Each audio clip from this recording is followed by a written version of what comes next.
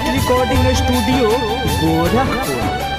बोल दे डांट के तरो हुए लगे लोरावा से दामन धोवे लगे। बोल दे डांट के तरो हुए लगे लोरावा से दामन धोवे लगे।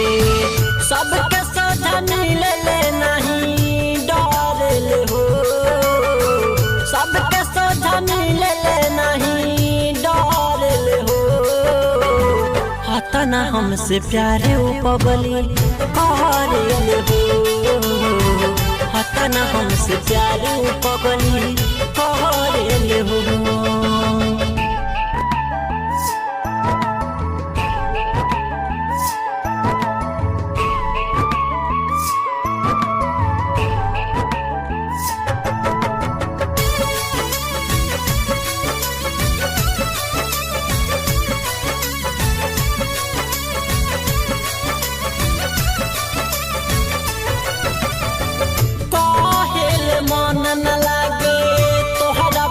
घर में लेला न भला हाथ गो हमारा शहर में।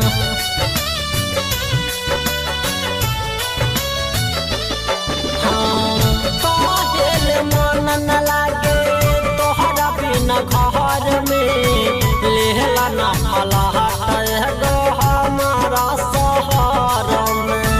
दिन रात लभते पढ़ाई पढ़ेले हो, दिन रात लभते पढ़ाई पढ़ेले हो। हतना हमसे प्यारे उपबली करेले हो, हतना हमसे प्यारे उपबली करेले हो। Perfect recording studio Gorakhpur.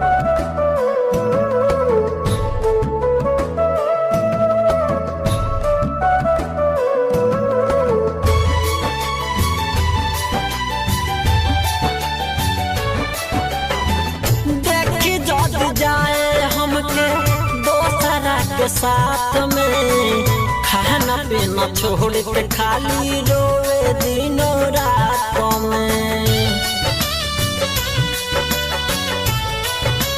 हाँ देखी जाती जाए हमके दोसरा के साथ में खाना पीना छोड़ के खाली रोए दिनों रात में।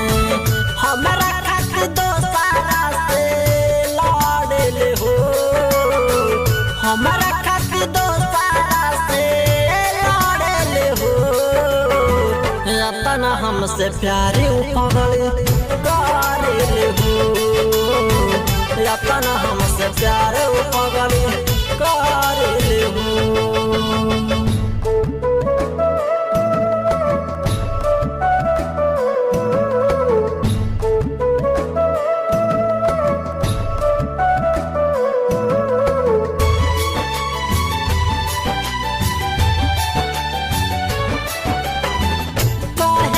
किसान जाती तुड़ बाबी सवास हो, सहज कहीं मोहर जाई खाके साला फांस हो।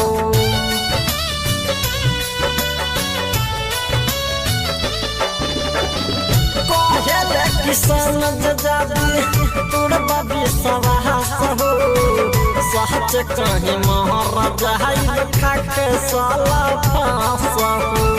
मंटू मती सुनील से डरे हो, मंटू मती सुनील से डरे हो। अतना हमसे प्यार उपबली करे हो, अतना हमसे प्यार उपबली करे हो। बोल दी डांट के तरो हुए लगे लोरावा से दामन धोवे लगे। अरे बोल दी डांट के तरो हुए लगे लोरावा से दामन धोवे लगे। सबके सोझा मिले ले नहीं डरे ले हो, सबके सोझा मिले ले नहीं डरे ले हो। तना हमसे प्यार उपबली